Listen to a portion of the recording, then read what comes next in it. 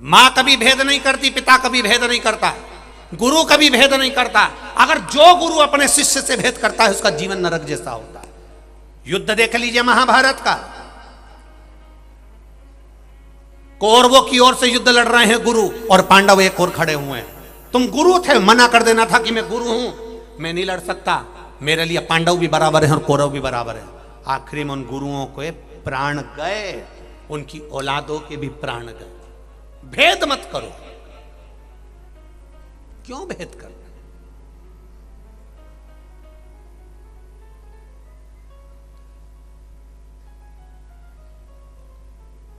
केवल मेरे राम और मेरे कृष्ण भगवान शंकर के उपासक नहीं, संसार में जितने महाभारत के जितने जितने पात्रों को उठाओगे वो शंकर के उपासक मिलेंगे। गांधारी कौन थी? शिव की उपासक। द्रौपदी कौन थी? शंकर की उपासक। जितने को उठाओगे आप, ये सब शिव के उपासक। गांधारी ने कितना तप करा था भगवान शंकर का, कितना तप गांधारी ने। पति मिला, आंख से अंधा मिला, नेत्र नहीं है। गांधारी ने आंख पे पट्टी बांध ली,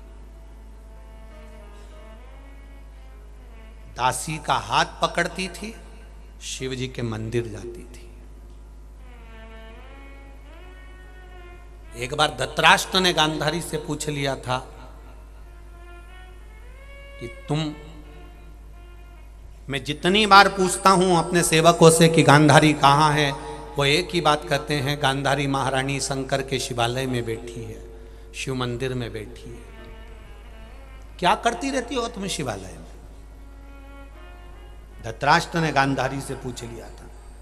गांधारी ने कहा, मेरे नेत्र पर पट्टी बंधी है, आपके नेत्र नहीं है, संसार के लोगों को मैं देख नहीं सकती, तो क्या हुआ, मेरा महादेव मुझे तो देख सकता है, इसलिए मैं महादेव के पास जाकर बैठती हूं।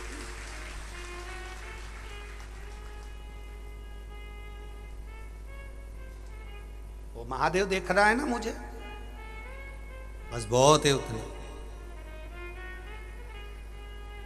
धृतराष्ट्र ने एक दिन गांधारी से पूछा, क्या तुम्हें महादेव ने कभी दर्शन दिया है? तुम्हें कभी महादेव ने दर्शन दिया? गांधारी बोली, मेरे कहां ऐसे भाग्य जो मेरा महादेव मेरे सामने आ जाए। मेरे भाग्य ऐसे कहां है जो मेरा महादेव मेरे सामने आ जाए। तुम्हें अभी तक महादेव नहीं मिले एक बार भी? नहीं। तुम्हें दर्शन देने नहीं आए?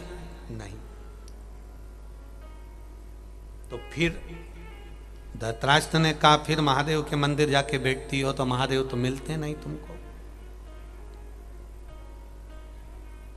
और अगर महादेव नहीं मिल रहे तुमको तो तुम मंदिर में जाके बैठती क्यों? गांधारी के शब्द सुनना, जो शब्द तुम्हारे सामने भी कई बार आए होंगे कि जब शिव जी तुम्हारी नहीं सुन रहे, शंकर भगवान तुम्हारे सामने प्रकट नहीं हो रहा है, तो तुम शंकर जी के मंदिर क्यों जाती हो? तुम शिवालय क्यों जाती हो? शंकर के दरवाजे पर क्यों जाती हो? घर के लोग तुमसे कहेंगे कि मंदिर जाकर क्या करती हो, क्यों जाती हो, किस लिए? जब शंकर प्रकट ही नहीं हो रहा है, सुन ही नहीं रहे, तुम्हारी मुराद ही पूरी नहीं कर रहे, तो क्यों जाती हो? गांधारी ने शब्द कहा।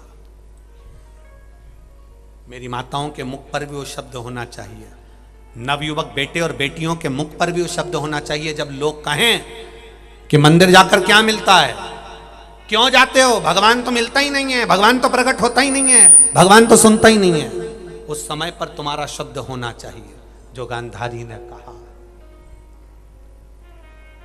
क्यों जाते हो? गांधारी ने कहा धृतराष्ट्र से, वो मेरी सुने ना सुने, पर उसके दरवाजे तक अगर मैं पहुंच जाती हूं तो मुझे महसूस होता है कि उसने मेरी बात सुन ली है। अब वो कितना सुनता है ये मुझे नहीं मालूम।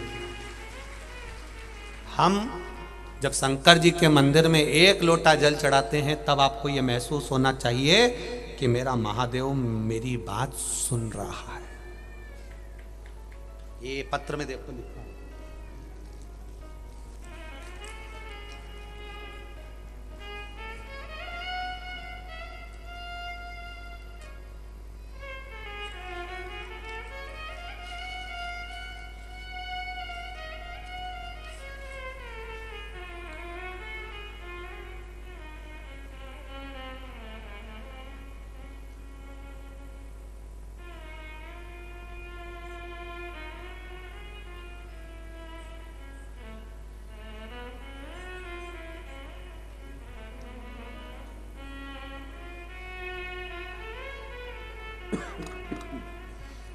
पत्र देखिए, लिखा है,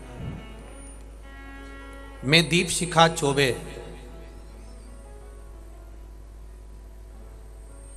लेक्चरर बेमा बिलासपुर में रहती हूँ।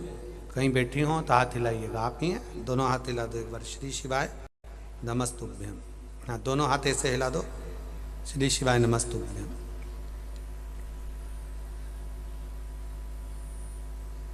गुरुदेव, मेरा एक पुत्र विपाशी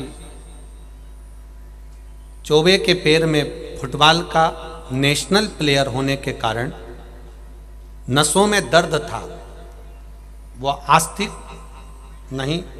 मैंने आपसे जुड़ने के बाद में 3 माला रोज श्री शिवाय नमस्तुभ्यम के जाप की। छत्तीसगढ़ डॉक्टरों ने इस बीमारी को, उसके पांव में जो दर्द था, नाड़ी का एक रोग हो गया था, उसके कारण डॉक्टरों को दिखाया। उन्होंने बताया, तब डॉक्टरों को दिखाते दिखाते मैंने श्री शिवाय नमस्तुभ्यम का मंत्र जाप करना प्रारंभ करवाया। एक चादर भी उसके पांव में लग गई थी जिससे उसका दर्द था। 24 घंटा वो दर्द रहा करता था। उसे बॉम्बे के धीरू भाई अंबानी हॉस्पिटल में भी दिखाया। बाबा की ऐसी कृपा हुई गुरुदेव, जहां जहां पर दिखाया आराम कुछ नहीं लगा। तब शिव जी की 3 माला श्री शिवाय नमस्तुभ्यम की और 1 लोटा जल और 1 बेलपत्र जब देवाधिदेव महादेव को चढ़ाना प्रारंभ करा, आज बालक धीरे धीरे ठीक हो गया। उसका नाड़ी काम करना प्रारंभ कर दिया। यह शिव तत्व है। एक पत्र और इन्होंने लिखा है, मैं दीपशिखा चौबे हायर सेकेंडरी बेमा बिलासपुर में लेक्चरर हूँ। मैं मार्च 2022 से शिव महापुराण की कथा सुनती हूँ। 2 बार सीहोर भी बाबा के धाम होकर आई हूँ।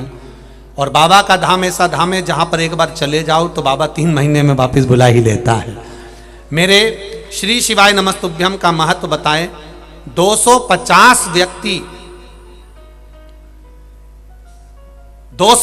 व्यक्ति ऐसे हैं गुरुदेव मेरी दृष्टि में, जो कभी भगवान के मंदिर नहीं जाते थे, जो कभी शंकर के मंदिर नहीं जाते थे, अपने धर्म से विचित्त हो गए थे, धर्म से दूसरे धर्म में प्रवेश कर गए थे। उनको भी केवल शंकर पर जल चढ़ाने के बहाने, शिव के मंदिर तक ले जाने के बहाने वो 250 को मैं वापिस आस्तिक बना दी हूँ। ये शिव तत्व है, ये शंकर है। और घड़ी बैठिए बहन, बहुत बहुत साधुवाद आपको। श्री शिवाय नमस्तु। तेरी कृपा बिना न हिले एक भी अणु, लेते हैं श्वास तेरी कृपा से तनु तनु। बखान क्या करूं मैं राखों के ढेर का, चपटी भभूत में खजाना कुबेर का। शिव तत्व इसको कहते हैं। अंबानी हॉस्पिटल में दिखाने के बाद भी जिसको आराम ना मिला, थक गई दिखा दिखा कर, तब शिव के मंत्र का स्मरण किया। तब देखो, पहले तो पढ़ा लिखा व्यक्ति और अपने बच्चों को समझा देना कि बेटा शिव के मंदिर जा, तो बच्चे भी कह देते मम्मी तुम इतनी बड़ी पढ़ी लिखी हो, लेक्चरर हो, कॉलेज में पढ़ाती हो, स्कूल में पढ़ाती हो, तुम कहां शंकर जी के चक्कर में पड़ी हो, कहां शिव के चक्कर में पड़ी। कई बच्चे ऐसे भी होते हैं जो अपने माता पिता से कह देते हैं क्या करना आपने। पर दीदी आपको साधुवाद है, धन्यवाद है कि आपने अपने बच्चे को समझाया और शंकर जी का मंत्र जाप करवाया, उसके लिए साधुवाद है। और बच्चे की दृष्टि में शिव तत्व जागृत हो। आपसे भी निवेदन है, अपने बच्चों को समझाओ। दुनिया के लोग दिन भर फेसबुक पर, यूट्यूब पर, इंस्टाग्राम पर केवल शिव पुराण की बुराई करना चाहेंगे, क्योंकि कई लोगों को शिव पुराण भाती ही नहीं है। महाराज जी ने टोटका बता दिया, महाराज जी ने यह बता दिया, महाराज जी ने वो बता दिया। ये वो लोग हैं जो सनातन धर्म को तोड़ना चाहते हैं। और हमारे नवयुवक बेटा बेटियों को जो मोबाइल चलाने वाले हैं, इंस्टाग्राम चलाने वाले हैं, फेसबुक यूट्यूब चलाने वाले हैं, उनको ले जाकर किसी दूसरे धर्म में छोड़ने वाले हैं। बुराई में वो 24 घंटे लगे रहते हैं। पर उसका एक ही जवाब है, आप शंकर की भक्ति में खोए रहो। जितने खोए रहोगे, वो एक बार लिखेगा, 2 बार लिखेगा, 4 बार लिखेगा, 10 बार लिखेगा, आखिरी में खुद ही मुंडा बंद करके बैठ जाए। तुम्हें क्या करना? क्या किसको रोइए? चादर तान के सोए। करेंगे लोग। अपने नवयुवक बच्चों को कहो, बेटियों से कहो शिव मंदिर जाओ, बेटों से कहो शंकर के मंदिर जाओ, छोटे छोटे बच्चों से कहो शंकर जी के मंदिर जाइए, जाओ शंकर के मंदिर में 1 लोटा जल चढ़ाओ। क्या होगा जल चढ़ाने से? कहा ना, हम ये नहीं जानते कि जल चढ़ाने से क्या होगा, पर इतना जरूर है, जिनके बच्चे शंकर के मंदिर का चढ़ा हुआ चरणामृत पी लेते हैं, फिर वो किसी मदिरा की दुकान पे दारू नहीं पीते हैं, ये निश्चित है। लगाओ अगरबत्ती भगवान शंकर के मंदिर में, लगाओ धूप बत्ती भगवान शंकर के मंदिर में। क्या होता है धूप बत्ती अगरबत्ती लगाने से? जिनके बच्चों के हाथ में बचपन से अगरबत्ती और धूप बत्ती पकड़ा दी जाती है, बाद में वो बीड़ी और सिगरेट नहीं पकड़ते हैं, ये निश्चित है। पकड़ाओ बच्चों को अगरबत्ती धूप बत्ती। कितना गलत चलन लाकर रख दिया, कितना गलत चलन। हमारे भारत के लोगों को तोड़ने के लिए कितना गलत चलन है। बच्चा थोड़ा सा बड़ा हुआ, मां ने अपना स्तनपान कराना बंद करा और उसको बोतल पकड़ा दी। क्या पकड़ाई? वो बोतल काय की बोतल थी? दूध की। अब दूध की बोतल पकड़ाई, ना जाने कौन नक्षत्र में पकड़ाई थी। दूध की बोतल पीते पीते स्कूल जाए तो पानी की बोतल आ गई, पानी की बोतल बंद हुई तो कोल्ड ड्रिंक की बोतल कॉलेज में आ गई, कोल्ड ड्रिंक की बोतल बंद हुई। समझ गए? बड़े चतुर हो रहे। अब महाराज के पास जाकर के रहे हो, गुरुजी कुछ ऐसी कृपा कर दो, इनकी बोतल छूट जाए। गुरुजी बोले, इनकी माता ने पकड़ाई थी, वो जन्म से पकड़ाई, आखिरी तक नहीं छूट पाई। अपने बच्चों को अगर पकड़ाना है तो सनातन हिंदू धर्म की ध्वजा पकड़ाई है। बच्चे संवरेंगे, समझेंगे।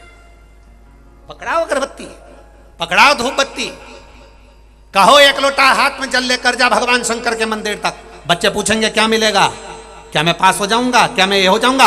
कर्म करना पड़ेगा, मेहनत तुम करो और 1 लोटा जल चढ़ाओ। क्या होगा? कुछ नहीं होगा। जब 1 लोटा जल चढ़ा कर आएगा तो मेरा महादेव तेरे साथ में चलेगा, तेरे साथ हर पल, हर घड़ी, हर क्षण वो रहेगा। जब आप एक सुबेरे सुबेरे जाकर ब्रह्म मुहूर्त में जाकर 7 बजे, 8 बजे, 9 बजे, जितना तुम्हें समय मिल जाए, जब तुम शिव जी के मंदिर जाके जब जल चढ़ाते हो, जल चढ़ाना मतलब तहसील में जाकर प्रॉपर्टी के कागज पर साइन कर देना। साइन कर दिया मतलब प्रॉपर्टी, प्लाट, जमीन, मकान तुम्हारा हो गया। तुम शिव जी के मंदिर में जब जल चढ़ाते हो, समझ लेना वो पूरा दिन शंकर जी की कृपा से तुम्हारा रहेगा, तुम राशि ठाट में रहोगे। ये शिव तत्व, ये शंकर है। करो भजन उस महादेव, मेरा देव अधिदेव महादेव कभी खाली नहीं छोड़ सकता। गांधारी के लिए धृतराष्ट्र कह रहे हैं, तुम मंदिर में जाकर बैठ जाती हो दिन भर, होता है वो तो। अब का समय, जब से टीवी पर शिव महापुराण की कथा चालू हुई है, तब से लोगों ने बच्चों को मंदिर भेजना चालू करा। नहीं तो कोई लड़का सुंदर कांड में रोज चले जाए, या हनुमान जी के हनुमान चालीसा में चले जाए, या रोज रोज मंदिर जाए, या गुरु के दरवाजे जाए, तो बाप होन इतने विचित्र हैं कि पिता होन गुस्से हो जाते हैं। जा तू तो बाबा बन जा बैठ जा मंदिर में जाके। काम तो करते बनता नहीं है, मंदिर में जाकर बैठ गया, कभी हनुमान चालीसा, कभी सुंदर, कभी ये पाठ, कभी वो पाठ। कितना विचित्र संसार। मंदिर जाने वालों को लोग ताना देते हैं, ये तो सावित्री बन गई, ये तो अनसुईया बन गई, ये तो रोज मंदिर जाती है, इतनी पतिव्रता धर्म का पालन करती है, इसके बराबर तो दुनिया में कोई धर्मात्मा ही नहीं होगा। लोग ताना देते हैं। कभी तुमने सुना कि फिल्म देखकर कोई आ रही है और किसी ने ताना दे दिया? अरे बोलो तो रे, अरे ओ छत्तीसगढ़ वाली जी हो, दिया कभी ताना? शादी में से आ रहे और किसी ने ताना दे दिया? कोई ने दिया ताना? कोई नहीं। डिस्को में नाच रहे और कोई ने ताना दे दिया? नहीं। गलत काम कर आओगे तो दुनिया का कोई व्यक्ति ताना नहीं देगा, क्योंकि वो खुश होंगे कि और बिगड़ो और बिगड़ो और बिगड़ो। पर जब तुम मंदिर जाने लगोगे, सत्कर्म में जाने लगोगे, शिव पुराण में जाने लगोगे, तो लोग ताना देने लगेंगे, इसके पास तो कोई काम नहीं, बस केवल शंकर शंकर शंकर। और आग लगे बस्ती में अपन दे ताना दे, आड़ा टेढ़ा बोले तो बोले। अभी भी तुम रोज कथा सुनने आओगे ना तो लोग कह देंगे कहां जा रही हो? कथा में। इतनी भीड़ पड़ रही है, लाखों लोग आ रहे हैं, क्या करेगी जाकर? कहीं नहीं, कथा सुनने जा रही।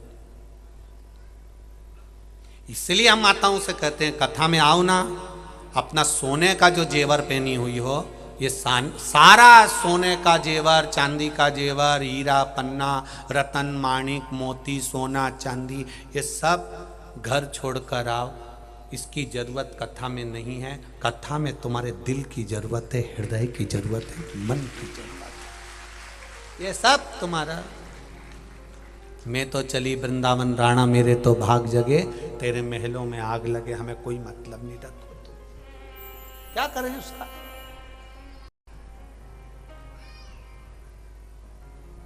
चोटा होनी सुधर रिया तो अपन सुधर जाओ। चोरों का काम है चुराना, तो अपना काम अपन क्यों फालतू का सामान पहन के आओ? अपन तो भगवान का भजन करने आओ, तो शांति से आनंद में कुछ कुछ।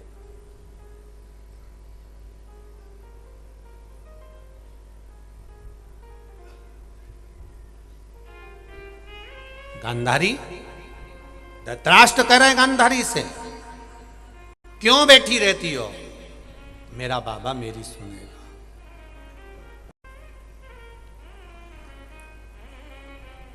शिवरात्रि का दिन था, गांधारी को ध्यान नहीं था, आंख पर पट्टी थी, उसको नहीं मालूम कि शिवरात्रि है कल। रात भर गांधारी को नींद नहीं आई, पलटती रही, बैठती रही, उठती रही। सुबह सुबह दासी का हाथ पकड़ा, कहा बेलपत्र लेकर आओ, मुझे शिव जी को चढ़ाना है। दासी कहती आज बेलपत्र भी नहीं है, ऐसा लगता है कोई बाबा का त्योहार है, इसलिए बेलपत्र। बाबा का त्योहार तो जरूर आज शिवरात्रि होगी, जो बेलपत्र नहीं मिल रही है। जरूर शिवरात्रि है, इसलिए बेलपत्र नहीं मिल रही है। रानी जी क्या करूं अब मैं, बताओ आप। गांधारी ने कहा 7 वृक्ष की पत्ती तोड़ कर लिया। पत्तियां तोड़ी, हाथ पकड़ा, गांधारी शिव जी के मंदिर पर पहुंची। जैसे ही शंकर के मंदिर पर गांधारी चढ़ रही थी, चढ़ते ही गांधारी के हाथ की पत्ती जो थाल में रखी हुई थी, दासी ने हाथ पकड़ा था गांधारी का, एक थाल दूसरी दासी के हाथ में था। गांधारी बस सीढ़ियां चढ़कर शिव मंदिर में, शिवालय में प्रवेश कर रही थी कि गांधारी के पांव में ठोकर लगती है, वो गिर जाती है। गिरने से उसके हाथ से थाली नीचे गिर जाती है। गिरते ही गांधारी ने जमकर पुकारा महादेव। जो गांधारी जमकर पुकारी महादेव, इतनी देर में शिवालय में शंकर प्रकट हो जाते हैं। शिव प्रकट हो गए, शंकर ओ घड़ी सामने प्रकट हो गया, सम्मुख में प्रकट हो गया। उसको दिख नहीं रहा, पट्टी बंधी हुई है। उसको केवल एक ललक है महादेव को पाने की, इसलिए वो आई है। आज बेलपत्र भी नहीं था, केवल पत्ती थाली में रखी थी, केवल पत्ती। कितना सरल, इसको कहते हैं आशुतोष। थाली पूजन की गिर गई, सामान गिर गया, केवल दिल से पुकार लिया तो भी मेरा आशुतोष भगवान शंकर प्रकट हो गया। ये दिल की दो है, तो भी प्रकट हो गया। मेरे नवयुवक बेटा बेटियों से निवेदन है, जिस समय तुम कंपटीशन एग्जाम देने जाओ, जिस समय तुम परीक्षा देने जाओ, जिस समय तुम पूरी मेहनत कर रहे हो और मेहनत के साथ फल नहीं मिल रहा, उस समय पर मेरे महादेव को दिल से पुकारना। आज मैं एग्जाम देने जा रहा हूँ, मुझे विश्वास है एक लोटा जल मेरे बाबा को चढ़ाया है, मेरा बाबा मेरे साथ चल रहा है, परीक्षा भी वही देगा और पास भी वही कराएगा। ये उसके बल पर चल रहा है। एक पत्र आया है, देखिए।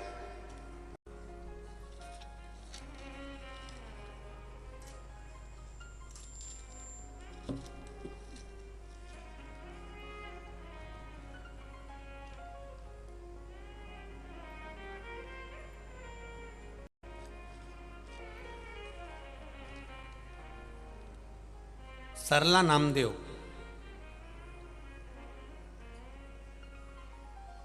मैं राजनंद गांव से आई हूं, 38 वर्ष की मेरी आयु है। कहीं बैठी हो सरला जी? नामदेव तो हाथ हिलाइएगा कहीं बैठी हो तो। अच्छा आप ही हैं, श्री शिवाय नमस्ते, हाथ हिला दो एक बार। मैं सरला नामदेव, गुरुजी मेरे राजनंद गांव से आई हूं, मैं 38 वर्ष की हूं। मेरी आंख का एक नस चोक हो गया था और आंख से पानी निकलना चालू हो गया था। इसको निकलते निकलते 10 वर्ष हो गए थे। आंख का पानी बंद नहीं होता था, 24 घंटे गिरता था। आप मेरे परिवार वालों से भी पूछेंगे तो वो भी बता देंगे, 24 घंटा मेरी आंख में से पानी गिरता ही रहता था। धीरे धीरे आंख की रोशनी भी कम होने लगी। डॉक्टर से इलाज करवाया, 10 वर्ष तक इलाज चला पर कोई आराम नहीं लगा। राजनंद के गांव के पास में हाले कोसा में आपकी कथा चल रही थी। तब हाले कोसा में जब कथा करवाई तब हम वहां सुनने के लिए गए और कथा सुनी। पंडाल में बैठकर कथा को सुनते समय मैंने केवल महादेव से, जैसे आप कहते हो कि शिव जी से कह दो दिल की बात, आप भजन होने के बाद में श्री शिवाय नमस्तुभ्यम बोलते हो गुरुजी, वो बोलना नहीं, आप शंकर जी से हमारे मन की बात दिल से खिलवाते हो कि शिव से कह दो। मैंने उसी पंडाल में बैठकर बाबा देवादिदेव महादेव से कहा कि मेरी आंख से 10 साल से पानी बह रहा है, 24 घंटे सोते जागते पानी बहता रहता है, बाबा कुछ कृपा करो। उस दिन मैं कथा सुनकर आई, एक लोटा जल दूसरे दिन से शंकर जी को चढ़ाने लगी। शिव जी का चढ़ा हुआ जल नैनों पे लगाती और थोड़ा सा पी लेती। बाबा की कृपा का क्या बखान करूं, मेरी आंख का पानी जो 10 साल से डॉक्टर बन नहीं कर पाए, बाबा ने कर दिया, मेरी आंख ठीक हो गई है। मैं बाबा को यहाँ प्रणाम करने आई हूँ। अब ठीक है बाबू, श्री शिवाय नमस्तुभ्यम, बैठिए। हर हर, ये शिव तत्व है, शंकर औघड़ी। क्या ना देव, क्या ना देव। बैठे हो आप कथा में, जो टीवी के सामने लाखों लोग सुन रहे हैं, करोड़ों लोग सुन रहे हैं, मोबाइल पर लाखों लाखों लोग कथा सुन रहे हैं, लाखों लोग मोबाइल पर कथा सुन रहे हैं। ऐसे नवयुवक बेटा बेटियों को, माताओं को, बुजुर्गों को, श्रोताओं को धन्यवाद दूंगा। दिल से सुनना, दिल से कहना। 2023 के प्रथम की यीशु महापुराण की कथा 2 जनवरी से सुन रही हूं। मेरा वर्ष तेरे चरणों में निकले और मेरा जीवन आनंद में निकले। यही करो भजन उसका। ये आप लोग इतने, ये नवयुवक बेटे बेटियां आए हैं, बच्चे लोग आए हैं, नवयुवक लड़के लोग आए हैं, नवयुवक बेटियां आई हैं, बहुएं आई हैं, बुजुर्ग माताएं आई हैं, भाई लोग आए हैं। आप लोग चिंता ना करना। कोई पूछे तुमसे कि महादेव क्या देते हैं तो कह देना ये तो बाद में मालूम पड़ेगा क्या देते हैं। और नहीं भी देगा ना वो, तो इतना बहुत है कि मैं 3 घंटे कथा में बैठ गया तो मेरे मुंह से झूठ तो नहीं निकला, पाप तो नहीं हुआ, कपट तो नहीं हुआ, छल तो नहीं हुआ, बेईमानी तो नहीं हुई। 3 घंटे अगर मैं कथा में बैठ गया, मैंने पाप तो नहीं किया ना, छल तो नहीं किया ना, बेईमानी तो नहीं करी ना।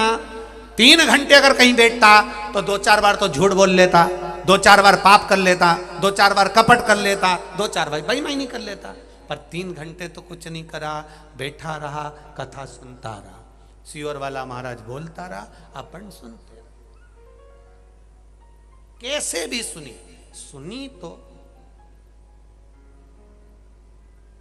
कई लोग आते हैं, साहब हमारे रिश्तेदार कथा करवा रहे हैं तो हमको तो कथा में आना ही था। तो हम कहते इतना एहसान काय को करा, आना ही था। ये तो उसमें का हाल हो गया। एक महाराज जी कथा करने के लिए आए, पटेल साहब से बोला, गांव के सरपंच साहब से कहा हमें यहाँ कथा करना है साहब, अध्यक्ष साहब हमें यहाँ कथा करना है। अध्यक्ष ने कहा साहब हमारे यहाँ तो कोई कथा सुनता नहीं है। नहीं साहब हमें तो कथा करना है, तुम व्यवस्था करो। तो अध्यक्ष साहब बोले हमारे पास कोई व्यवस्था तो है नहीं, कुछ नहीं करना, केवल एक दरी बिछा दो, एक पाटा रख दो, चौकी चौरंग, हम कथा कह देंगे। उन्होंने दरी भी नहीं थी तो बेचारे सरपंच ने अपनी धोती उतारी और धोती को बिछा दिया। गांव में सूचना कर दी, सब कथा सुनने आओ। सब लोग कथा सुनने आ गए। महाराज जी ने कथा कहना प्रारंभ कर दिया। कथा करते करते 3 घंटे की कथा थी, 1 बजे से 4 बजे तक। 2 बजे सब भग गए, जितने सुनने आए थे सब 2 बजे चले गए। अकेला सरपंच बैठा, अकेला पटेल, अकेला वो अध्यक्ष बैठा, अकेला। महाराज जी कथा कहे, 4 बज गई। महाराज जी ने अक्षतम केशवम राम नारायणम करा, आरती करी। आरती कर महाराज जी उठे। महाराज जी ने कहा सब चले गए, 2 बजे ही चले गए गुरुजी, तुम नहीं गए? अध्यक्ष बोले मैं तो कब का चले जाता, पर मेरी धोती पे तुम बैठे थे, मैं तो कब का चले जाता। कई लोग कहते हैं हमारे रिश्तेदार कथा करवा रहे तो जाना तो पड़ता ही है, आना तो था।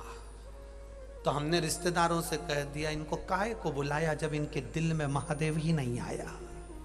क्या कर, कथा में वो जाए जिसके भीतर कथा सुनने की ललकता हो और शिव को पाने की ललकता हो, वो कथा में पहुंच जाओ, कथा में मिलेगा। मेरे भोले तेरा सहारा है, मेरी नैया का तू किनारा। गांधारी चिल्ला दी, ना बेलपत्री थी ना जल था, थाली भी नीचे गिर गई थी और गांधारी ने चिल्लाया महादेव,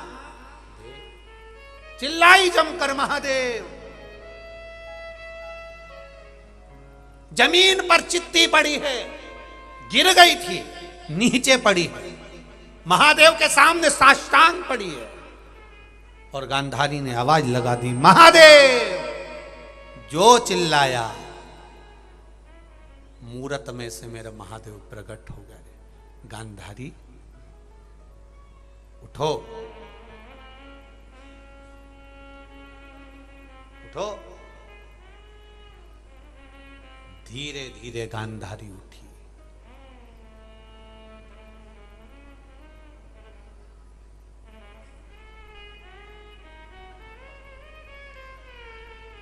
भगवान शिव ने कहा गांधारी नेत्र की पट्टी खोल लो और मेरा दर्शन कर लो।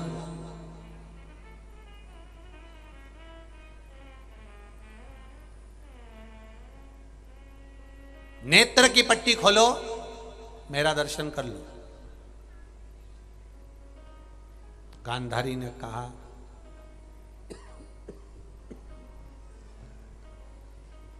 ये पट्टी मैं नहीं खोल रही हूं, आप मुझे भीतर के नेत्र से दर्शन करा दीजिए। शिवजी ने उसको भीतर के नेत्र से दर्शन कराया। मांग क्या दूं मैं तुझको, तुझे क्या प्रदान करूं, मांग ले गांधारी, बोल तुझे क्या दिया जाए। गांधारी कहती है, इन नैनों में आप आकर समा जाएं। ये पट्टी एक बार खोलूंगी, उन नैनों में आप समाये हो। जब मैं पट्टी खोलूं, जिसको देख लूं वो पाषाण का हो जाए, लोखंड का, पत्थर का, जैसा उसका शरीर वज्र का हो जाए। आप मेरे नैनों में बैठ जाओगे और आप उसको देखोगे तो वो वज्र का हो सकता है। शिव महापुराण की कथा कहती है, शंकर जी के मंदिर में जाकर एक लोटा जल चढ़ाया जाता है, उस जल का मात्र आचमन कर लेना इस शरीर के ना जाने कितनी बीमारियों को दूर कर देता है, ना जाने कितने रोगों को, शरीर को वज्र बनाता है। मेरा महादेव रोग से मुक्त करता है, इसीलिए उसका एक नाम महामृत्युंजय है, महामृत्युंजय। उसी तरह मेरे महादेव भी ये जांच करवाकर ये देखते हैं, सुख दुख देकर ये देखते हैं कि आखिर तकलीफ क्या है, इसको कष्ट क्या है, क्या रोग है, क्या बीमारी है, दुख क्या है इसका। हम जब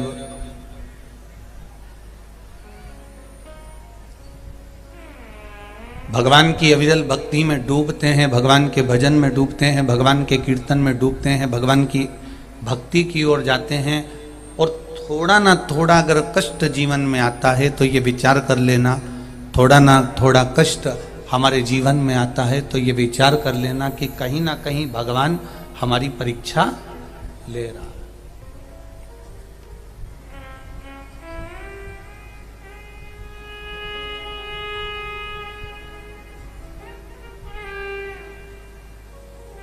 एक परीक्षा की घड़ी की बात आए तो एक पत्र आया है, उस पत्र में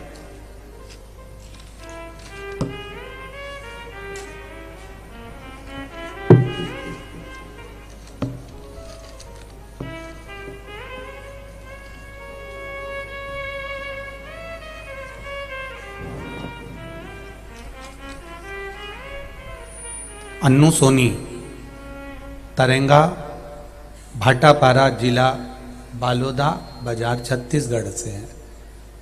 कहीं बैठी हूं तो हाथ हिलाइएगा, जहां कहीं बैठी हूं तो हाथ अवश्य हिलाना। परीक्षा की बात है तो इस बेटी ने, इन माता ने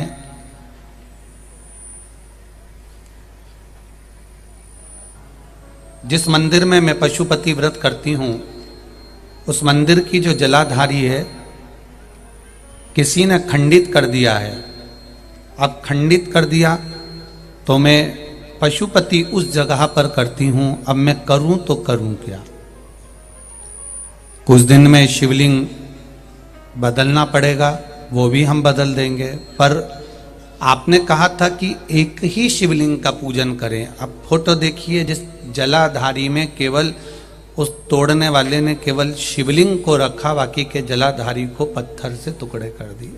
आप लोग एलसीडी पर, आस्था चैनल पर, फेसबुक यूट्यूब पर देख रहे होंगे। अब ये परीक्षा की घड़ी सामने आ गई। अब परीक्षा की घड़ी ये सामने आ गई कि अब मैं पूजन करूं तो करूं कैसे।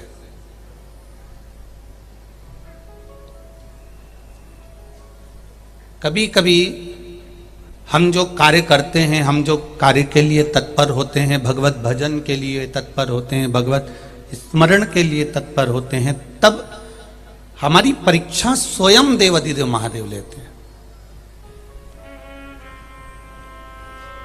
हमारा बाबा, हमारा देवाधिदेव महादेव, मेरा भोलेनाथ, मेरा त्रिकालदर्शी, मेरा कैलाशी, मेरा अविनाशी स्वयं परीक्षा लेता।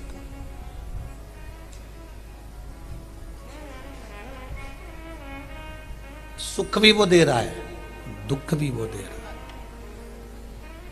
और सुख और दुख देकर वो परीक्षा लेना चाहता है, वो जांच करना चाहता है कि ये मेरी परीक्षा में पास हो सकती है कि नहीं, ये मेरे परीक्षा में पास हो सकता है कि नहीं, ये मेरा भजन कर कर मेरा हो सकता है कि नहीं, ये वो जांच करता रहता है, ये वो परीक्षा करता रहता है।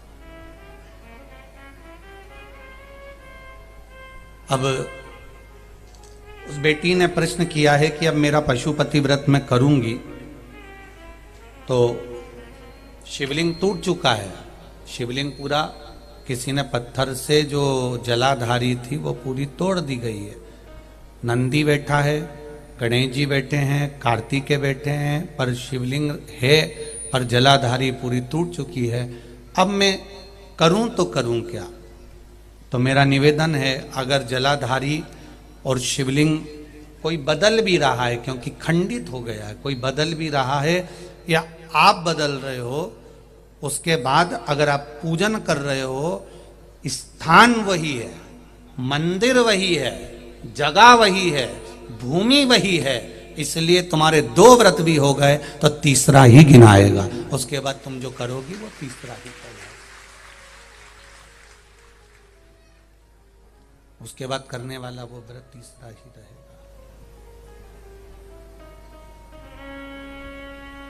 लेगा वो परीक्षा, उसका काम है, जांच कराएगा वो, उसका काम है, वो जांच कराए बगैर रह नहीं सकता, वो जांच कराएगा, जरूर कराएगा, पर बेस थोड़ा कम करके, थोड़ा टेबल खोल के थोड़ा तेज करो, प्रेशर बढ़ाइए। वो जांच करने में पीछे नहीं हटेगा।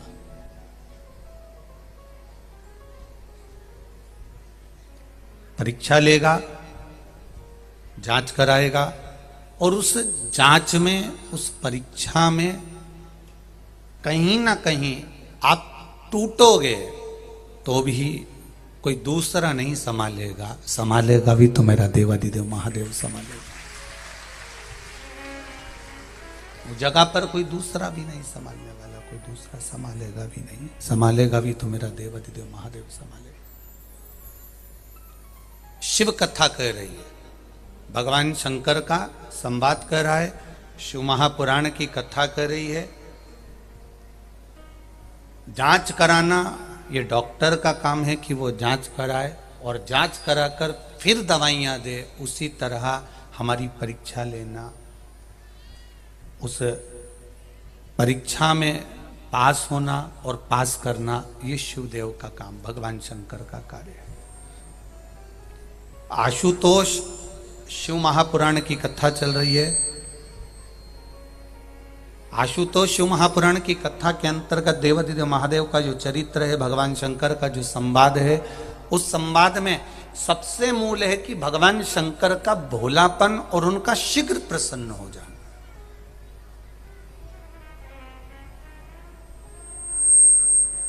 एक उनका शीघ्र प्रसन्न हो जाना और एक उनका भोलापन।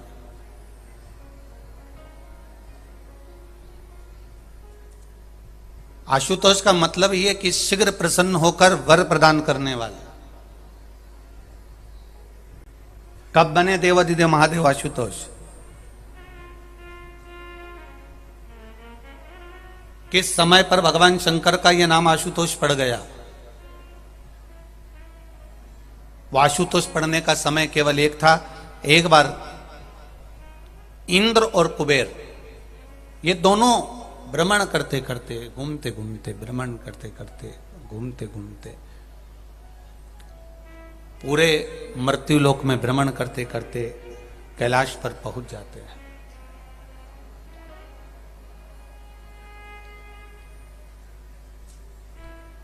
इंद्र को भी, इंद्र का यदि सिंहासन प्राप्त हुआ है तो मेरे देवाधिदेव महादेव के कारण प्राप्त हुआ है, और कुबेर को भी अगर कुबेर की सत्ता प्राप्त हुई है तो वह देवाधिदेव महादेव के कारण प्राप्त हुई है। इन दोनों को कुछ मिला है तो मेरे महादेव के कारण मिला है। ये अलग से इनको कुछ नहीं मिला, जो मिला वो मेरे महादेव से मिला है। जो मिला इनको वो मेरे महादेव से मिला।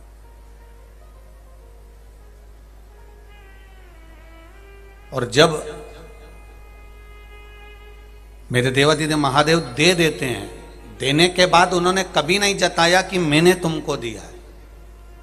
ठीक है, मत करिए कुछ भी। देने के बाद मेरा महादेव नहीं कहता कि मैंने तुमको दिया है, या मैंने तुम्हें यह प्रदान किया, या मैंने तुमको ये दे दिया।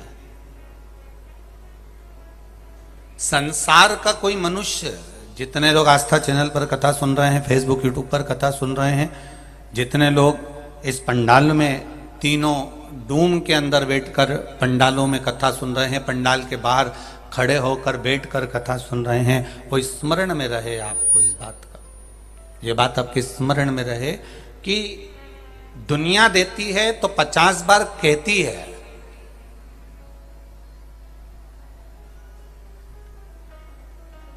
अगर दुनिया देती है तो 50 बार कहती है, पर मेरा महादेव जब देता है तो किसी से नहीं कहता, तुम कहते हो कि ये मेरे महादेव ने दिया है।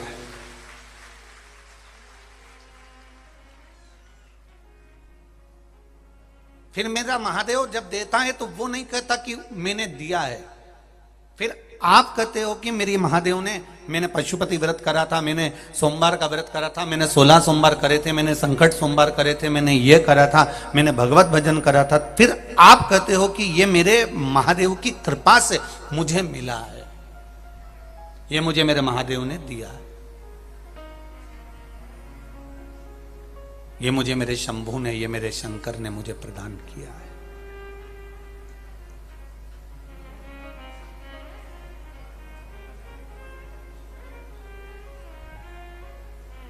एक व्यक्ति थोड़ा सा देता है पर 50 जगह कहता है। बहुत एक सहज सी बहुत पुरानी कहावत है। एक व्यक्ति अपने ससुराल जा रहा था और ससुराल जाते जाते जाते जाते उसने सोचा अकेला जा रहा हूं, तो वहीं पर एक गांव का व्यक्ति बैठा था, उसका दोस्त, बहुत पुराना दोस्त था। उसने कह दिया कि तू मेरे साथ ससुराल चल।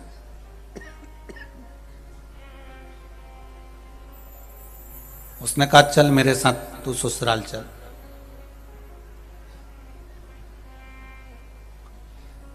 अब दोस्त ने मना करा कि भाई मैं जाकर क्या करूंगा ससुराल तेरी, मैं तेरी ससुराल जाकर करूंगा क्या। नहीं नहीं चल तू मेरे साथ ससुराल चल, मैं तुझे घुमा के लेकर आता हूं, अकेला जा रहा हूं, 1 से 2 भले।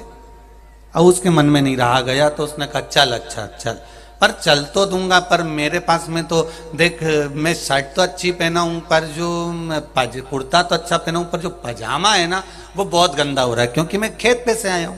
ये जो मेरा पेंट है, पजामा है, ये बहुत गंदा हो रहा है। इतना गंदा हो रहा है कि मैं इसको पहनकर तेरे ससुराल नहीं जा सकता। इतने में उस व्यक्ति ने गाड़ी में से अटैची खोली, बैग खोला और उसने अपना पजामा निकाल के उसको दे दिया कि ये पहन ले, ये अच्छा है, ले पहन, और उसने पहना दिया। अब दोनों ससुराल गए।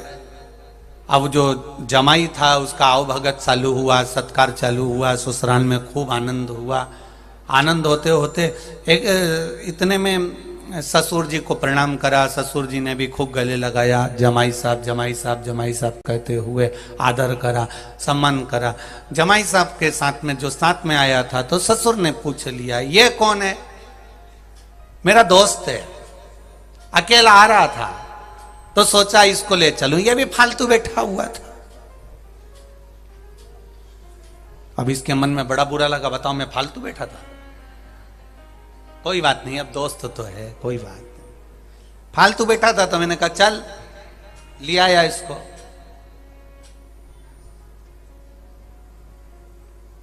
कपड़े भी इसके बेकार हो रहे थे। अब ये बोलने की जरूरत है? फिर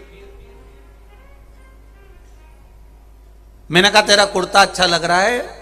मैंने अटैची खोली, बैग खोला और मेरा अपना पजामा इसको दे दिया। कुर्ता इसका है, जम के बोलो, पजामा मेरा। अब इसको तो काटे खून नहीं। इसने कहा बताओ मेरी इज्जत गिरा दी ससुराल में। अभी ये दोनों खाना खा के उठे, कमरे में गए।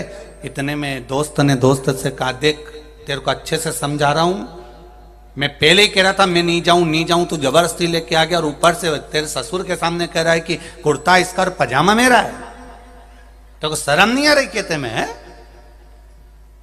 अगर अब बोला है ना तो मेरे से बुरा कोई नहीं होगा। तो उसने कहा तेरी सौगंध नहीं बोलूंगा मैं, खत्म बात, यही खत्म।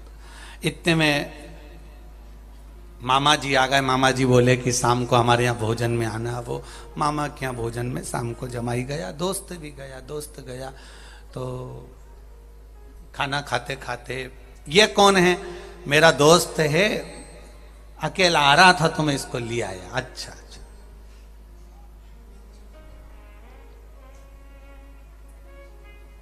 कुर्ता इसी का ही है।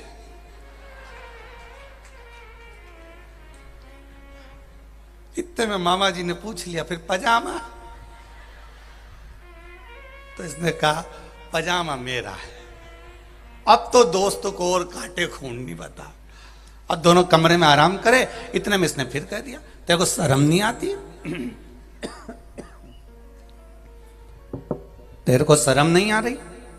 बताओ गजब कर रहा है तू। फिर तूने कह दिया कि पजामा मेरा है। तो उन्होंने पूछा तो तूने ये क्यों कहा कि कुर्ता इसका है? तो व्यक्ति पूछेगा तो सही कि पजामा किसका।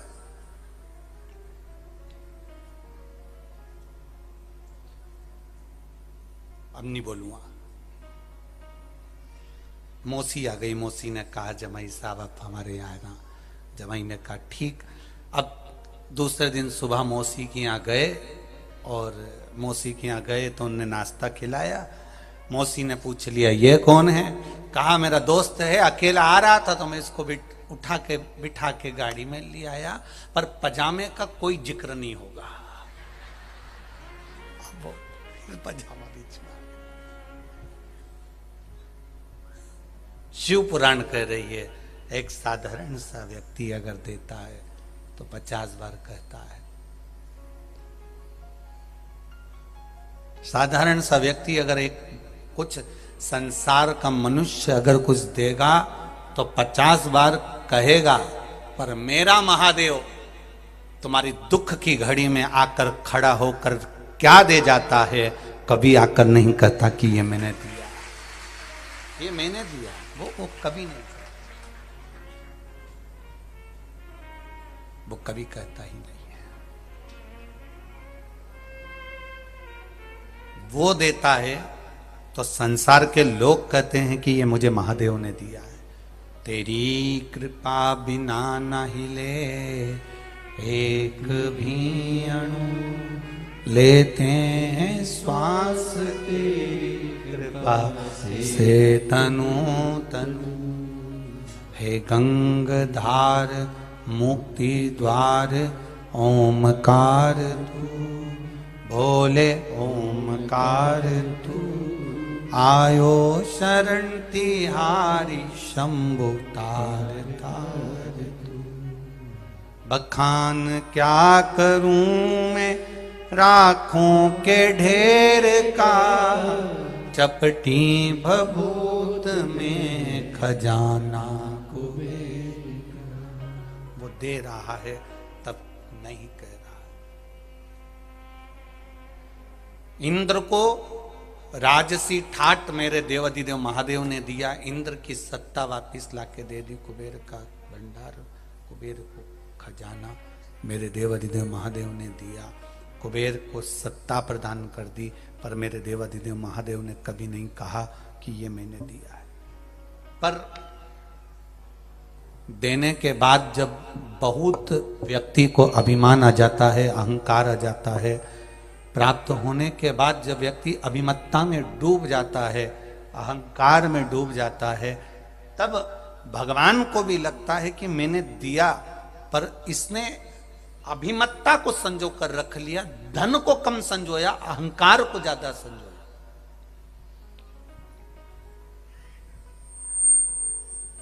आप 5 बार पशुपति व्रत कर लिए, आप 3 बार पशुपति व्रत कर लिए, 4 बार पशुपति व्रत कर लिए, आपने 2 बार पशुपति व्रत कर लिए। मेरा माताओं से निवेदन है, भाइयों से निवेदन, आपने बेटियों से निवेदन है, भाइयों से निवेदन है, कितनी बार पशुपति व्रत करा? ये आपने करा, आपको अहंकार रखकर नहीं बोलना कि मैंने इतने व्रत कर लिए, तूने तो एक ही करा। ये अभिमान है हमारा, अगर हम पूजन का भी अभिमान कर रहे हैं तो ये हमारा अहंकार है, ये मेरी अभिमत्ता है, ये हम हमारे भीतर का अभिमान बोलता है।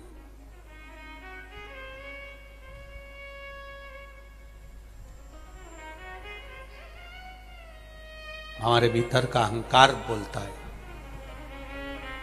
कभी नहीं कहना मंदिर तक जाओ, शिव जी को एक लोटा जल चढ़ाओ, भगवान शंकर का गुणगान करो, भगवान शिव का मंत्र जाप करो, भगवान शंकर का नाम जाप करो, भगवान शंकर की स्तुति करो, भगवान शंकर का मंत्र जाप करो, पर यह नहीं कहना कि मैंने इतना करा, मैंने इतना प्रदान करा, मैंने इतना किया। यहां पर आप लोग कौकड़ी गांव में अगर सेवा कर रहे हो, कोई किसी को बिठाने की सेवा कर रहा है, कोई भोजन कराने की सेवा कर रहा है, कोई व्यवस्था कर रहा है, कोई व्यवस्था कर रहा है, तो भी तुम्हारे भीतर यह अभिमान नहीं आना चाहिए कि मैंने इतना करा। अगर मेरे करने पर इतना अभिमान आ जाए कि मैंने इतना किया, इतना मैंने लगा रहा, 1 महीना 2 महीना 4 महीना 6 महीना 8 महीना 1 साल 2 साल मैंने इतनी मेहनत करी और फिर जाकर यीशु महापुराण की कथा हुई, तो ये तुम्हारे अभिमान के शब्द हो जाएंगे। ये तुम्हें नहीं कहना कि तुमने इतना करा, तुम्हें ये कहना है मेरे महादेव ने ये शरीर अच्छा रखा इसलिए मेहनत कर ली, नहीं तो ये शरीर से कुछ नहीं बन पाता। ये तो उसको कराना था, उसने कराया है, ये उसकी कृपा से मिला है, उसकी करुणा से मिला है, उसकी दया से मिला है, उसके कृपा से हमको प्राप्त हुआ है, नहीं तो बड़ा मुश्किल था कि हम कुछ कर पाते। ये वो करा रहा है तो हो रहा है। अगर वो ना कराता तो ये ना, ये उसकी कृपा से हो रहा है। कौकड़ी गांव के लोगों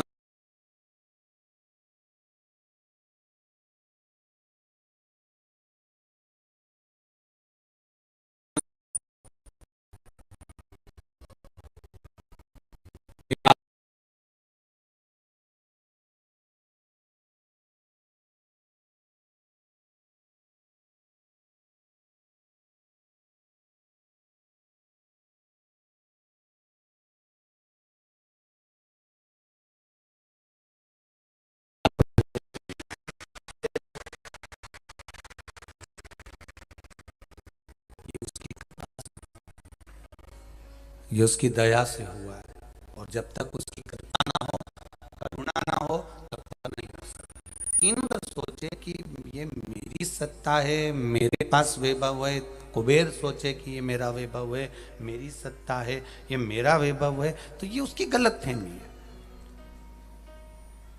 और इंद्र और कुबेर दोनों घूमते घूमते घूमते घूमते दोनों जा रहे थे, कैलाश पर्वत पर पहुंचे, जहां पर देवाधिदेव महादेव, मेरा भोलेनाथ, मेरा त्रिकालदर्शी, मेरा कैलाशी, मेरा अविनाशी वहां विराजमान बैठे। तब साधना में लीन।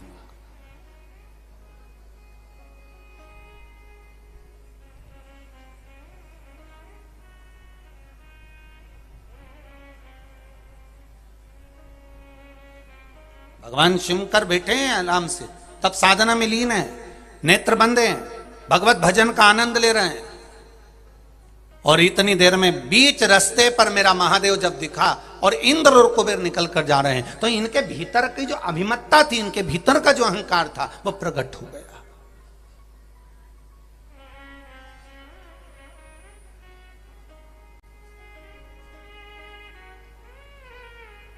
इनके भीतर का जो अभिमत्ता, इनके भीतर का जो अभिमान, इनके भीतर का जो अहम था, वो प्रकट हो गया।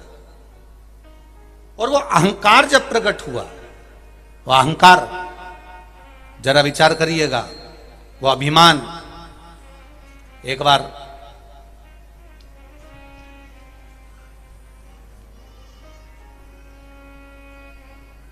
द्रौपदी के मन में भी अहंकार आ गया था। और क्या हुआ, क्या उस अभिमत्ता के कारण द्रौपदी के साथ हुआ क्या? केवल एक अभिमान, केवल एक अहंकार।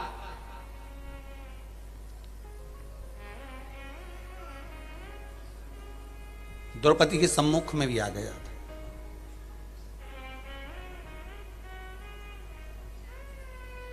कौन थी ये द्रौपदी? पूर्व समय में गुरु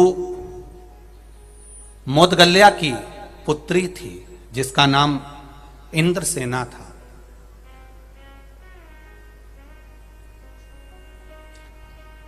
गुरु मोदगल्या की पुत्री नहीं, पत्नी थी जिसका नाम इंद्रसेना था। और इंद्रसेना मोदगल्या की पत्नी युवान अवस्था में मोदगल्या जी चले गए और इंद्रसेना अकेली रह गई। अब अकेली रह गई तो इसने विचार करा कि मैं करूं तो करूं क्या। ये शंकर भगवान की भक्ति में डूब गई। शिव जी के भजन करती, शंकर का गुणगान करती, शंकर के मंदिर जाती, शंकर की पूजन करती, शंकर की स्तुति करती, शंकर जी पे एक लोटा जल चढ़ाती, भगवान शंकर का गुणगान किया करती, भगवान शिव की भक्ति में डूबी रहती, भगवान शंकर के मंत्र जाप में डूबी रहती। ये इंद्रसेना मोदगल्या गुरु की धर्म पत्नी भगवान के भक्ति में डूब गई। पति गया और ये शिव भक्ति में डूबी। शिव महापुराण की कथा कर रही है, भक्ति करो। गला पकड़ रहा है बाबू, थोड़ा साउंड सेट करिए। इंद्रसेना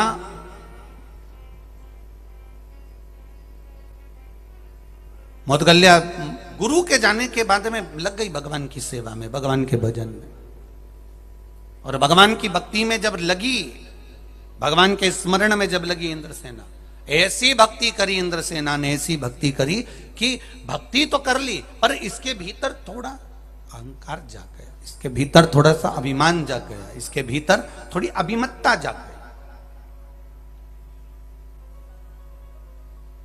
और जब इसके भीतर अभिमान जागा, शिव मंदिर में बैठी थी और भगवान शंकर के मंदिर में बैठकर आज भगवान ने फिर इसकी परीक्षा ले ली। और कब मेरा भोलेनाथ परीक्षा लेता है ये मालूम नहीं पड़ता। शंकर भगवान प्रकट होकर बोले, मांग इंद्रसेना, तुझे क्या चाहिए मांग ले। और ये अभिमान में परिपूर्ण थी। मैं इतनी बार आपका जल अभिषेक कर चुकी हूं, मैं इतनी बार आपको मना चुकी हूं, मैं इतनी बार व्रत कर चुकी हूं, मैं इतनी बार आपका भजन कर चुकी हूं, मैं इतनी बार आपका सत्संग कर चुकी हूं, मैं इतनी बार आपके मंदिर आ चुकी हूं। भगवान के सामने इंद्रसेना ने अपने पुण्य को गिना दिया। जरा बहुत ध्यान देना, आशुतोष शिव महापुराण की कथा कोकड़ी गांव में मिली है। आप लोग जरा ध्यान से सुनना, कहीं ये गलती हमसे तो नहीं हो रही कि हम पशुपति व्रत कर कर भगवान को गिना रहे हों, हम मंदिर जाकर भगवान को गिना रहे हों कि मैंने एक लोटा जल भगवान को चढ़ाया, मैंने ये काम भगवान के मंदिर में करा, मैंने भगवान के मंदिर में पोछा लगाया, मैंने भगवान के मंदिर में झाड़ू लगाई। कहीं हम भगवान के सामने जाकर ये अपने पुण्य को, अपने सत्कर्म को, अपने आनंद को हम गिना तो नहीं रहे। यहां तक शिव महापुराण की कथा कहती है कि जैसे जायसवाल परिवार कथा करा रहा है, पहले अग्रवाल परिवार ने रायपुर में कथा कराई, साहू जी ने, दिनेश साहू ने कराई थी सोहेल गांव में, फिर भाटापारा में भी कथा हुई, शर्मा परिवार कराए। तो हम हर जगह एक बात जरूर कहते हैं, कथा करवाने के बाद में भूल जाना कि हमने क्या खर्च करा, क्या करा, क्या नहीं करा, कितने लोगों को भोजन कराया, कितने लोग आए, हमने उनको चाय पिलाई कि भोजन कराया, कि पोया खिलाया, कि हमने उसको क्या खिलाया, हमें भूल जाना। उसके बाद में डायरी उसके पास में है, तुम अपनी डायरी से वो पेज फाड़ देना कि मैंने इतना खर्च करा। अब लिख के वो रखेगा कि देना कितना है, हमें नहीं लिखना है, लिखकर वो रखेगा कि हमको देना कितना है, प्रदान कितना करना, हम क्या देना चाहते हैं, हम क्या प्रदान करते हैं।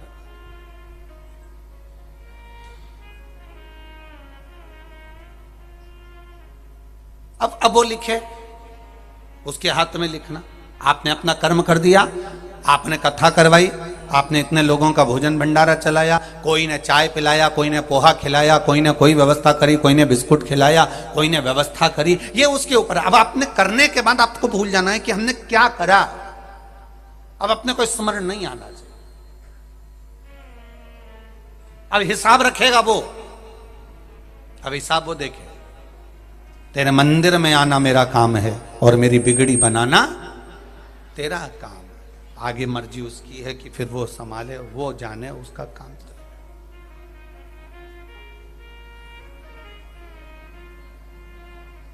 मैंने तेरे ही भरोसे, ओ बाबा तेरे ही भरोसे, हवा बिच उड़ती जावागी, बाबा डोर कटी जावागी, भोले मैं तेरी पतंग, शंभो मैं तेरी पतंग, हवा बिच उड़ती जावागी, बाबा डोर हत्तो छड़ी नाम कटी जावागी।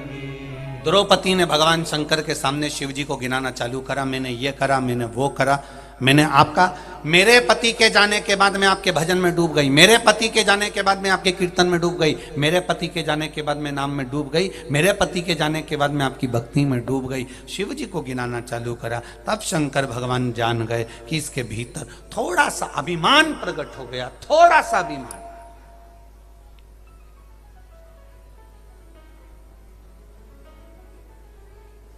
और इसके भीतर थोड़ा सा जो अभिमान प्रकट हुआ, ये अभिमान नष्ट करने वाला। और कह दिया मांग, ए इंद्रसेना मांग तुझे क्या चाहिए। इंद्रसेना ने कहा भोलेनाथ जी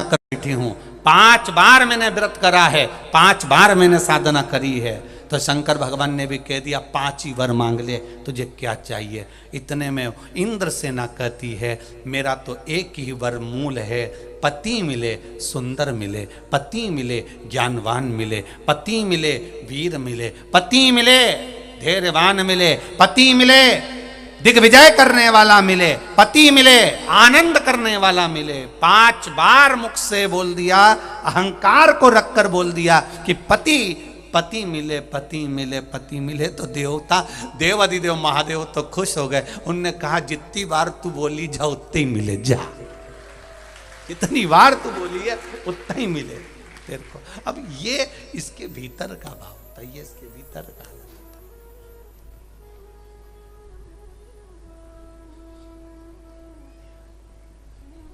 ये इसके भीतर का भाव प्रकट हो, ये इसके भीतर का।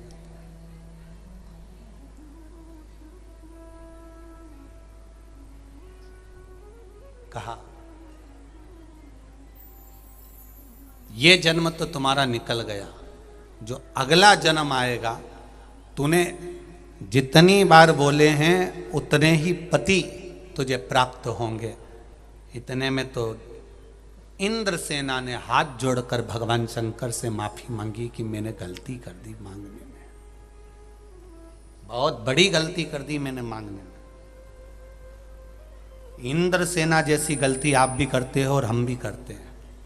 भगवान के मंदिर में पहुंचते हैं तो हम भी मांगने में जो गलती करते हैं वो दुनिया का हर व्यक्ति गलती करता है। भगवान से मांगता है तो क्या मांगता है, गाड़ी दे दो, बंगला दे दो, ये दे दो, वो दे दो। शिव कथा कर रही है, भोलेनाथ के चरणों में जाना, शिव जी के चरणों में जाना, 1 लोटा जल चढ़ाना, 1 बेलपत्री चढ़ाना, 1 चावल का दाना चढ़ाना या 1 फूल की पंखड़ी भी अगर आप भगवान शंकर को दे रहे हो तो मांगने में केवल धन दौलत संपदा मत मांगना। बाबा से कहना बाबा हर घड़ी हर पल हर क्षण बस आप मेरे साथ रहना और कुछ भी नहीं चाहिए, क्योंकि वो साथ रहेगा तो दुख आएगा ही। अगर वो हमारे साथ में है, वो हमारे साथ चल रहा है, वो हमारे साथ में चल रहे हैं, वो हमारी हर पल हर घड़ी हर क्षण यदि हमारे साथ है तो फिर दुख नहीं आ सकता।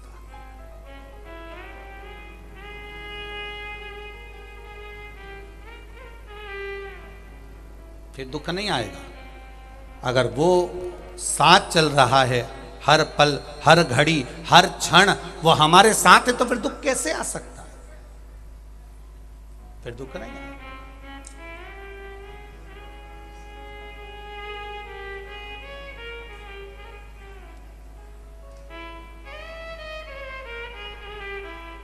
फिर क्यों आएगा दुख महाराज।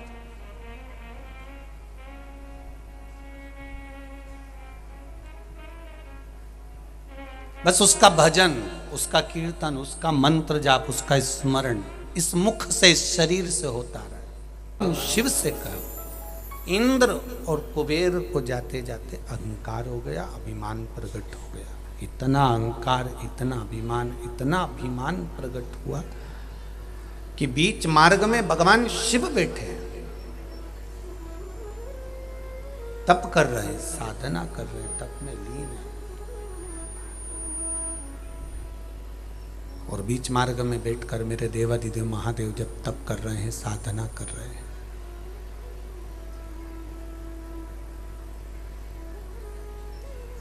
तब साधना में जब मेरे देवाधिदेव महादेव लीन हैं, कुबेर जी ने इंद्र से कहा बीच में कोई बैठा है।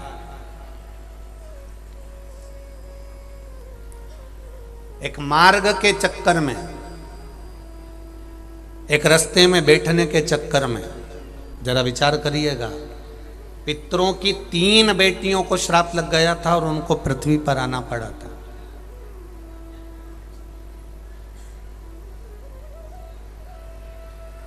पितरों की 3 बेटियों को पृथ्वी पर आना पड़ा था और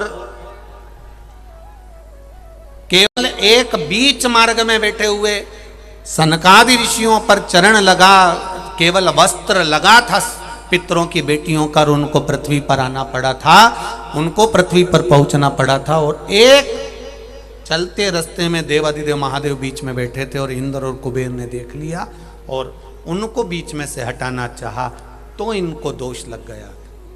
हम कई बार कथा में कहते हैं, आज फिर इस कोकड़ी गांव की पावन भूमि पर शंकर भगवान की इस पावन कथा में कहते हैं, फिर कह रहे हैं, जिसको लगे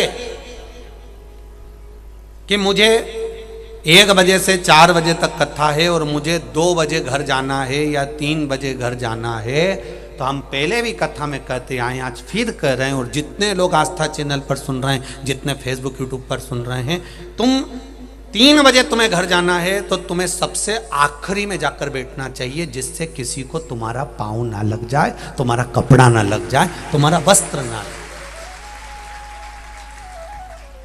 और तुम्हें आना भी देर से, 1 बजे कथा चालू होगी, टीवी पे देख लेगी, फिर आराम से गाड़ी में बैठकर चलोगे, 4 लोगों को इधर लात मारोगे, 4 को उधर लात मारोगे, इतना बड़ा पट्टा टांग कर वीआईपी बनकर आकर लोगों को धक्का मारते हुए बैठोगे, ये श्रेष्ठता नहीं। ऐसी कथा सुनने से ना तो कोई फायदा होता है और ना कोई लाभ मिलता।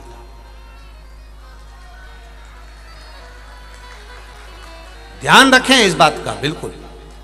कितनी सुंदर बात कही है, पितरों की 3 बेटियों का केवल वस्त्र लगा था, केवल वस्त्र।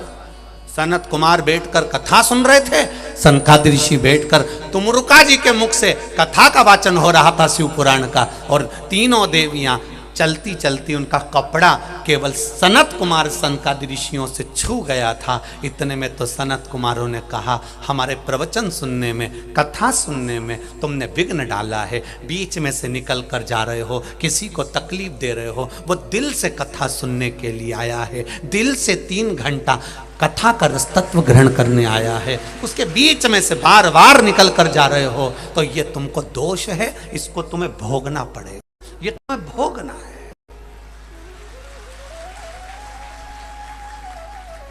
ये केवल तुम्हें भोगना है।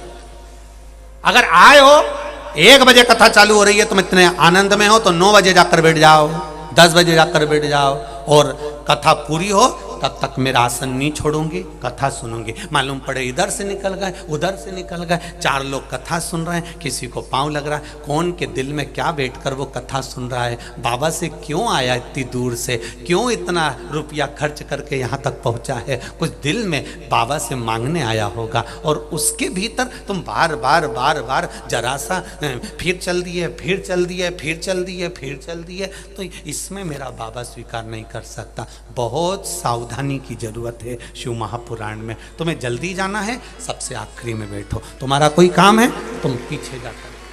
हम यहां तक शिव पुराण में कहते हैं कि कार्यकर्ता भी तुम यह मत सोचना कार्य करता हूं, कार्यकर्ता भी कार्य करें, पर एक निवेदन है कि तुम दूसरी बार कथा कब सुनोगे? तुम्हारे गांव के कार्यकर्ता हो, तुम भी कहीं एकांत में बैठकर 3 घंटा की कथा सुन लेना, बाबा की कृपा मिल जाए।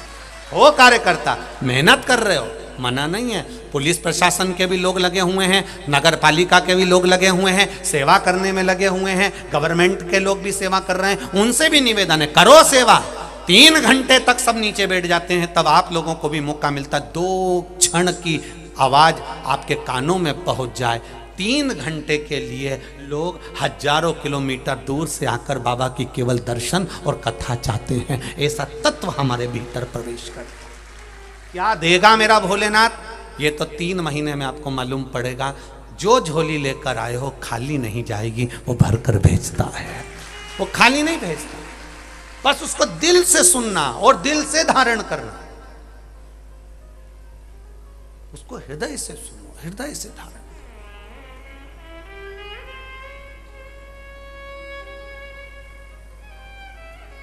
आपकी चित्त वृत्ति में परमात्मा को उतारो।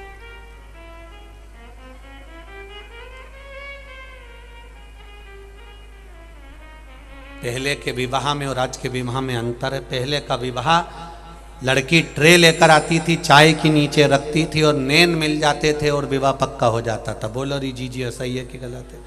आज का विवाह लड़की को लड़का दिखाओ, लड़के को लड़की दिखाओ, दोनों का ब्याह पक्का हो जाए, होटल में खाने जाएं, मिलें, 8-8, 10-10 घंटा मोबाइल से लगे रहें, शादी हो जाए और 6 महीने में तलाक भी हो जाए। ये आज का विवाह है। तो 2 क्षण 3 घंटे की कथा में 1 क्षण ऐसा आता है जिस क्षण में आपके भीतर मेरा बाबा बैठता है और बाबा के भीतर आप बैठते हो और सब मिल जाता है। 3 घंटे की कथा में 1 क्षण ऐसा आ जाता है, 1 क्षण। और 3 घंटे भी कथा काय को खाएं, आधा घंटा तो मूछ वाला ले जाता है, बचा 2.5 घंटा। उस 2.5 घंटे की कथा में भी आप अगर उसको लगन नहीं लगा सके, उससे नहीं मिल सके, तो फिर बेकार है जीवन। फिर क्यों हम आए? तुझसे मिलने के लिए तेरी कसम, एक मुलाकात जरूर है। बस 1 क्षण का मिलना मेरे बाबा से, 1 क्षण का। गलती हो गई, कुबेर ने इंद्र से कह दिया ये बीच में जो बैठे हैं, कुबेर ने इंद्र से कह दिया ये बीच में जो बैठे हैं ये देवाधिदेव महादेव है। तो इंद्र अहंकार में उठकर कहता है अगर देवाधिदेव महादेव है तो इनमें इतना विवेक होना चाहिए कि बीच रास्ते में नहीं बैठना चाहिए, इनमें इतना विवेक होना चाहिए कि बीच रास्ते में नहीं बैठना चाहिए। कुबेर ने हंसकर कहा इनका ना तो घर है, इनका ना कहीं झोपड़ा है, इनका ना कहीं निवास है, इसलिए ये कहीं पर भी बैठकर तप साधना में लग जाते हैं। इंद्र ने आवाज की गर्जना कर कर कहा हटो यहां से महादेव, महादेव हटिए, थोड़ा सा रास्ता दीजिए, हमको आगे जाना।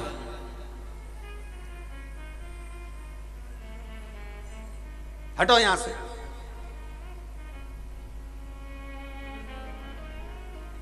कई लोगों की आदत रहती है प्रसाद, पोहा, चाय, भोजन सब आराम से मिल रहा है, सब आराम से, पर कई लोगों की आदत होती है जब तक वो 2-4 को कूचे नहीं तब तक उसका पोहा पचे नहीं, तब तक उसकी चाय पोहा और भोजन नहीं पचता। वो 2-4 को कूचेगी तब जाकर फिर प्लेट में भोजन लेगी, तब वो खाएगी और फिर बाद में कहेगी बहुत भीड़ थी, बहुत भीड़। फिर तूने क्या करा? मैं तो चली गई। और फिर दोना लेके निपटा के फिर सोचा कथा में जाके बैठ जाऊंगी, भूख लगी तो फिर वापस गई, 2-4 को फिर कूचती हुई, फिर एक प्लेट लेके झोले में धर के फिर कथा में आराम से फिर बैठी। अब वो कथा में बैठी तो सरी, और जैसे ही महाराज जी ने कथा चालू करी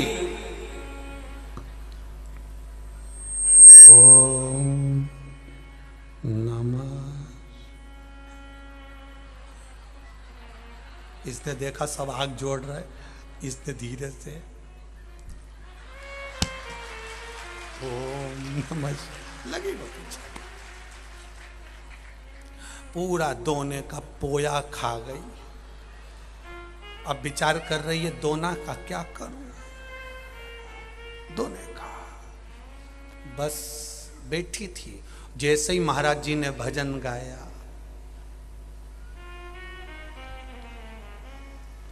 अपनी किस्मत का ताला खोलते चलो, श्री शिवाय नमस्तुभ्यं तुम। और अब बगल वाली पे जो गिरा तो वो समझी भगवान ने कुछ दिया। अब इसको क्या मालूम था कि इसने पोया का दोना फेंक दिया, अब उसको क्या मालूम था। अब वो तो सोची कि भगवान कुछ दे दिया मेरे को। भगवान महाराज जी कहते भगवान देता तो यही दे दिया। अब वो क्या करे, बहुत चतुर चतुर हो रहे तुम छत्तीसगढ़ वालों, थोड़ा कम थोड़ी ना।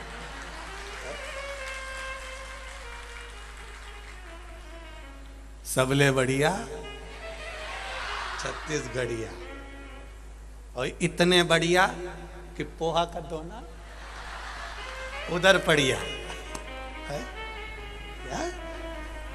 हर हर शिव कथा कह रही है। बीच मार्ग में देवादिदेव महादेव बैठे तो इंद्र उनकी गलती गिना रहे। इंद्र ने कहा इनके पास में घर नहीं है, इनके पास में झोपड़ा नहीं है, इनके पास में मकान नहीं है, बीच रास्ते में बैठ गए। अब सोचा बीच रास्ते में बैठे, हटो महादेव हटो। महादेव हटते नहीं है, महादेव नहीं हटे। आ गया इंद्र को क्रोध। जिसको अहंकार होता है, अभिमान होता है, उसको क्रोध, जरा सी जगह नहीं मिले, बैठने की व्यवस्था नहीं मिले तो उसको क्रोध आ जाता है। जब क्रोध आए समझ लेना कहीं ना कहीं अहंकार प्रकट हो रहा है, अभिमान सामने आ रहा। कहीं पर भी शिव पुराण की कथा सुनने के लिए जाओ, वहां पर ऐसी शांति से बैठना, गुस्से को, अहंकार को, अभिमान को, तुम्हारी सत्ता को, तुम्हारे वैभव को, तुम्हारे राजसी सिंहासन को, तुम चाहे कुछ भी हो, वो पूरी प्रतिष्ठा सत्ता घर छोड़कर तब शिव महापुराण की कथा में पहुंचो कि हम भगवान के भक्त बनकर जा रहे हैं, हम कोई राजा बनकर या नहीं जा रहे, हम भक्त बनकर। आ गया इंद्र को क्रोध, और क्रोध कभी भी प्रकट हो सकता है। क्रोध का कोई समय नहीं होता प्रकट होने का, क्रोध आ सकता।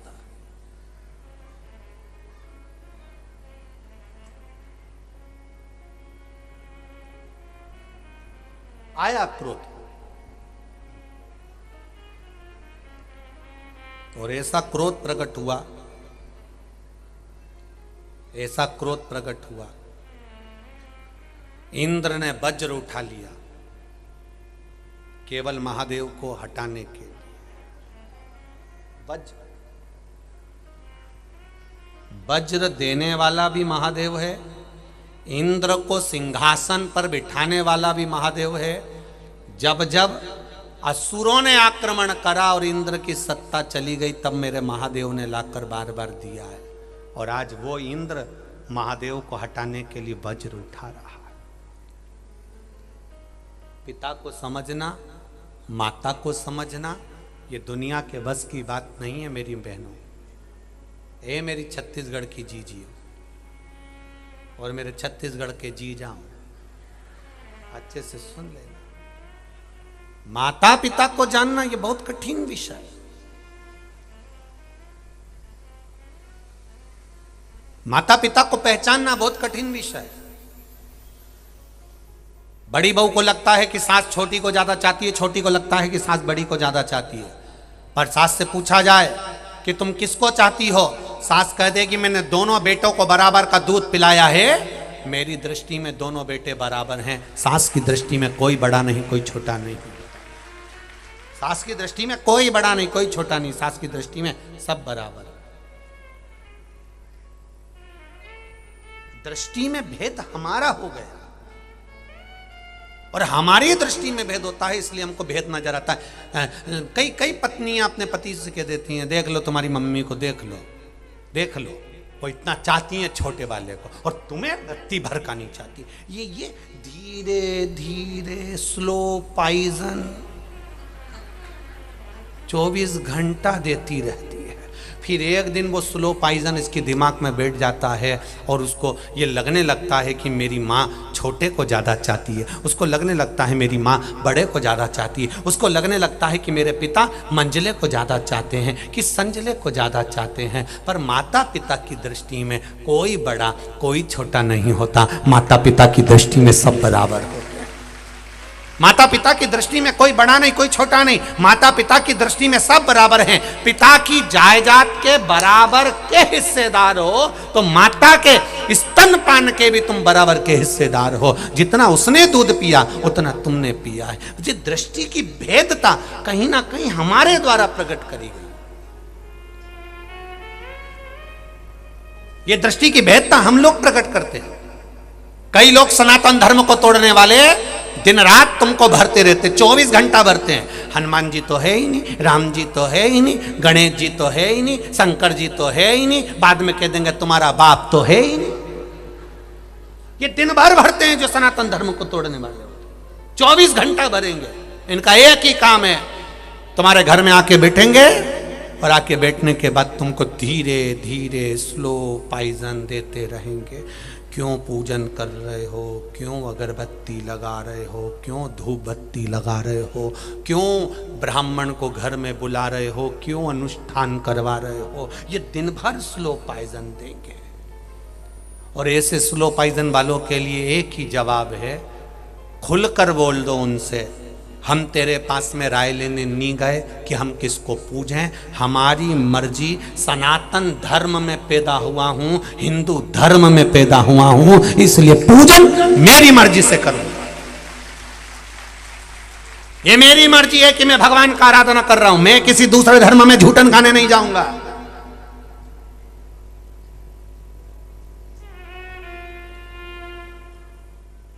लगे रहते लोग 24 घंटा यही। एक बार पहले हमने छत्तीसगढ़ के एक अखबार में पढ़ा था, कसम दिलवा दी, हम गणेश जी के नहीं मानेंगे, हम शंकर जी के नहीं मानेंगे, हम राम जी के नहीं मानेंगे। एक दिन तुमसे कह देंगे तुम अपने बाप को भी मत मानना।